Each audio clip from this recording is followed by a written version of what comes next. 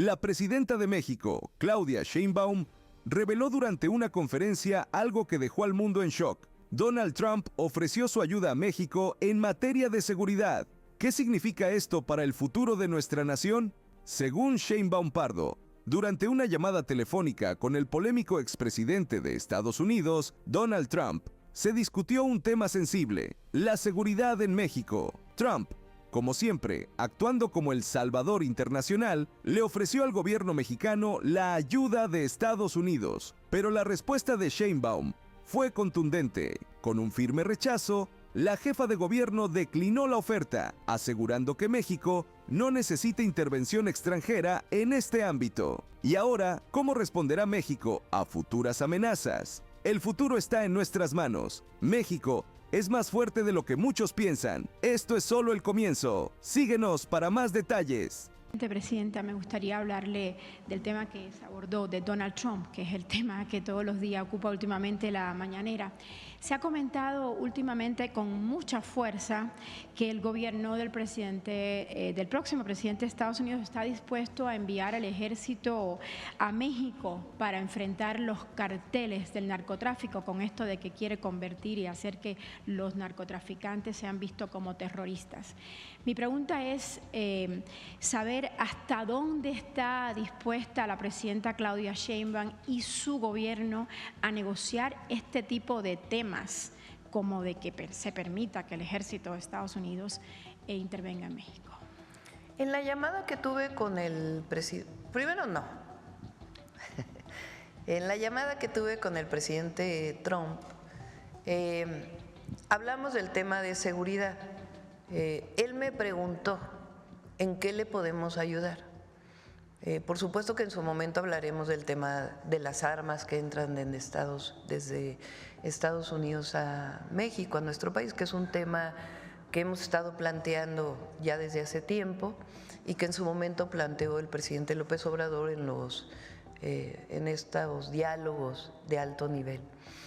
Pero yo le expliqué que tenemos un gabinete de seguridad muy competente, coordinado por Omar García Harfuch, incluso le hablé de su historia, de Omar, del atentado que él recibió y cómo tiene una historia de mucho profesionalismo en la Secretaría de Seguridad Ciudadana en la ciudad y ahora a nivel federal, del general secretario, del almirante secretario, de la coordinación que estamos haciendo. Y le planteé que con respeto a nuestras soberanías era muy importante que compartiéramos información, que hubiera las labores de inteligencia y investigación respetando nuestras soberanías y que en eso podíamos colaborar de manera muy importante y en otros temas. Y estuvo de acuerdo, él planteó que le parecía muy bien y que en su momento ya platicaríamos. Pero por supuesto que no estamos de acuerdo en una invasión, una presencia de este tipo. Incluso con el presidente López Obrador hubo mucho más control de la presencia de las agencias estadounidenses en nuestro país, lo cual se va a mantener. Pero es importante que nuestro gabinete de seguridad tome en el momento oportuno coordinación con el asesor de seguridad del presidente Trump para poder hablar de estos temas, que es importante que siempre haya coordinación. Por cierto, el sábado que estuve en Monterrey, no fue en Monterrey, en otro municipio, en Nuevo León, hablamos ahí de varios números, una numeralia muy importante, de la contribución de las y los mexicanos en Estados Unidos. Y quisiera presentárselos. Estamos haciendo un trabajo muy importante y hace como una semana me puse en contacto con la doctora Viridiana Ríos, Viri Ríos, ¿sí se llama Ríos? Sí.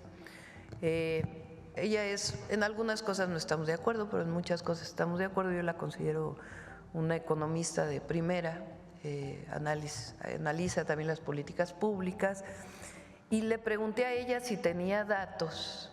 De hecho, ella hace una publicación el día de hoy en uno de los diarios sobre la contribución de las y los mexicanos en Estados Unidos. Y vale la pena mencionarlo por este tema de las deportaciones, de que se criminaliza a las y los migrantes, y son datos muy relevantes, porque a veces hablamos de la contribución de nuestros hermanos, hermanas, héroes y heroínas a México, con las remesas que envían a sus familias y a nuestro país, y cómo contribuyen al desarrollo de México, con alrededor de 60,000 millones de dólares. Pero lo estamos trabajando, en su momento haremos también una comunicación, pero miren, a ver, préstame el micrófono.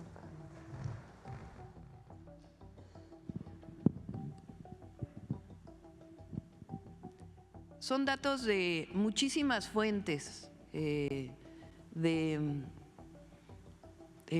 trabajó ella, Viri Ríos, y que me las envió, y que ella va a estar también pues hablando de esto. Entonces es relevante, y además nosotros estamos trabajando otros datos, y es importante porque son publicaciones académicas que tienen el sustento para dar esta información. El Tratado de Libre Comercio entre México y Estados Unidos crea empleos en Estados Unidos. Las empresas de Estados Unidos que invierten en México se vuelven más productivas, lo que les permite que por cada 131 empleos creados en sus filiales mexicanas generen 333 empleos en Estados Unidos. El trabajo inmigrante crea empleos en Estados Unidos porque aumenta los ingresos de las empresas. Por cada 10 inmigrantes que existen en la fuerza laboral de Estados Unidos, se crean entre 1 y 2 empleos para nativos de Estados Unidos. La inversión de mexicanos en Estados Unidos crea 123,000 empleos en Estados Unidos. Adelante. Adelante. Fíjense, las y los mexicanos que trabajan allá, sea que tengan documentos o no, el 20% o poco menos del 20% lo envían en remesas, pero el 80% de sus ingresos lo invierten en Estados Unidos. 80% de los salarios que las y los trabajadores mexicanos ganan en Estados Unidos se consumen en Estados Unidos. Si las y los trabajadores mexicanos dejaran de consumir en Estados Unidos, la economía se contraería en 1% del PIB en Estados Unidos. Eliminar el consumo de las y los trabajadores mexicanos sería equivalente a destruir el valor generado por la totalidad de la agricultura, la pesca y la silvicultura en Estados Unidos. ¿La que sigue? Aquí está. Adelante.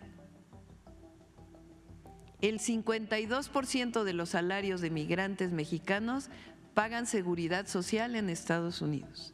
Si la migración legal se redujera en 50% a lo largo de 10 años, la deuda del Seguro Social aumentaría en 13% en Estados Unidos. Estos son datos de publicaciones académicas. Si la migración aumentara en 200,000 inmigrantes al año, la solvencia del Seguro Social se extendería por 2 años, aumentando sus reservas en 284,000 millones a lo largo de 10 años. Los migrantes indocumentados contribuyen con 13,000 millones de dólares al año al Seguro Social.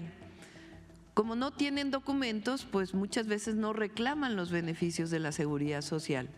Entonces el 92% de ese dinero termina beneficiando a las y los estadounidenses.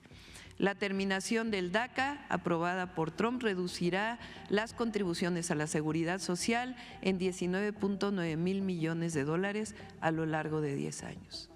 Son algunos de los datos, los vamos a poner en las redes.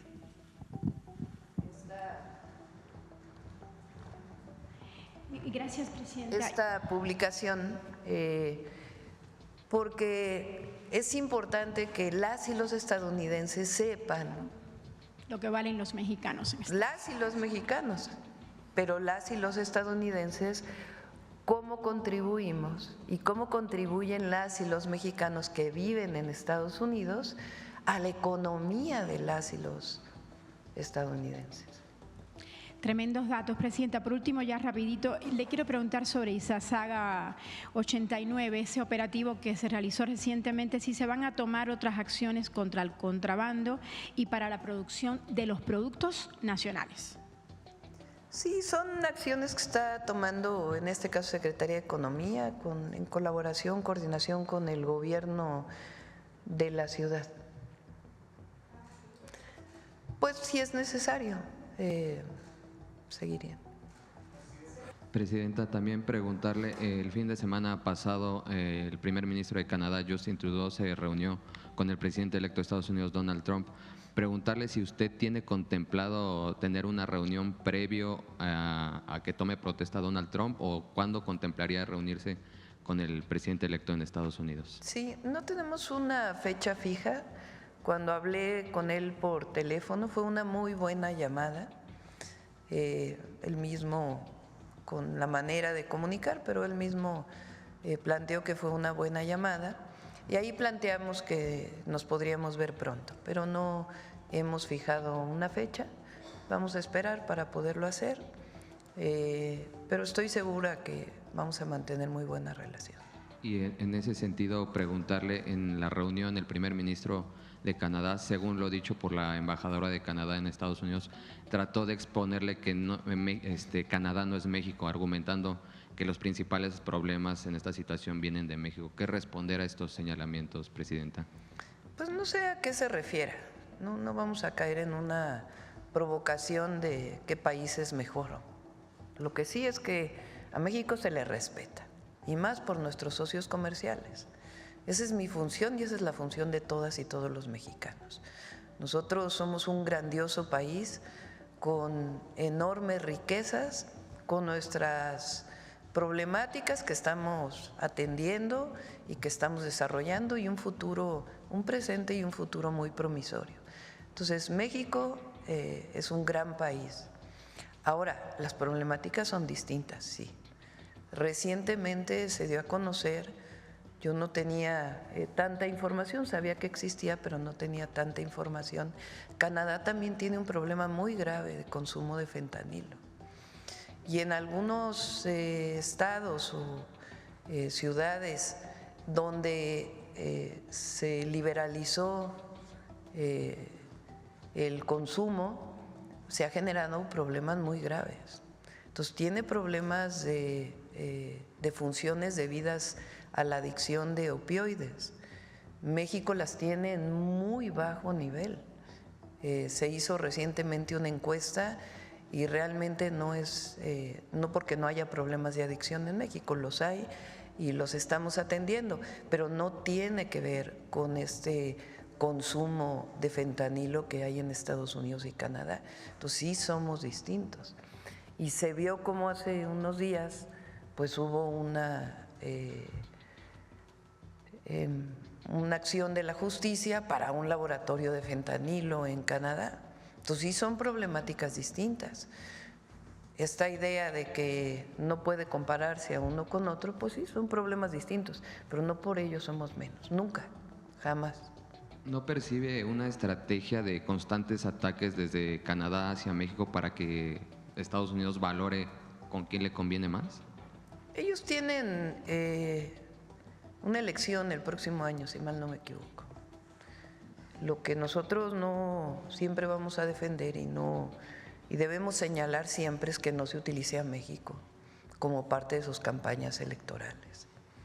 Cada quien que vea por cada cual y nos relacionamos, nos coordinamos, nos complementamos en temas de comercio y otras virtudes que tiene la relación bilateral y trilateral, no solamente de comercio y económica, sino también culturales y de mucho educativas y muchas otras relaciones que hay con Canadá.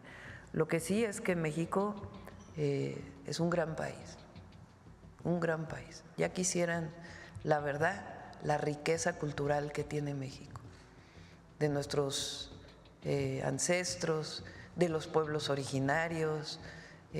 México tiene más de 3,000 años de historia y civilizaciones precolombinas, prehispánicas, grandiosas. Entonces, no por ello, México nunca va a ser menos, al contrario, somos iguales. ¿Somos distintos? Sí. Ahora, el tema del fentanilo, pues por supuesto que hay que colaborar para la atención a la inseguridad y el tráfico de drogas, pero también hay que atender cada uno de nosotros el tema del consumo. Preguntarle, después de los resultados obtenidos con el operativo Enjambre en el Estado de México, ¿se van a seguir viendo estos operativos en los distintos estados? Ya que hay una encuesta, por ejemplo, el Heraldo, que la gente avala en 84% los resultados y este tipo de operativos. No es un tema de operativos o si vamos a seguir con operativos. El tema es el combate a la impunidad, cero impunidad, sea quien sea. Yo siempre dije que la estrategia de seguridad, que mañana viene el informe del cierre de noviembre, octubre, noviembre y todo el año, comparado con los años anteriores, tiene que ver con dos ejes centrales, que es la atención a las causas y disminuir la impunidad, la cero impunidad. Esas dos acciones es lo que nos van a permitir disminuir los delitos de alto impacto y seguir construyendo la paz y la justicia en nuestro país. La atención a las causas tiene que ver con los programas de bienestar, con los derechos sociales que hoy están en la Constitución, tiene que ver con la atención a los jóvenes, tiene que ver con hacer más universidades como la Universidad Nacional Rosario Castellanos, y la cero impunidad tiene que ver con la inteligencia, la investigación, el fortalecimiento de la Guardia para poder llegar a la judicialización y la detención de la delincuencia. Y ya por último, sí, el chismecito, es cierto, el Club de Periodistas de México me dio un premio por la cobertura periodística que hice en el proceso electoral, que tuvo como resultado el libro La Primera Presidenta. Un aplauso a Carlos. Felicidades, Carlos.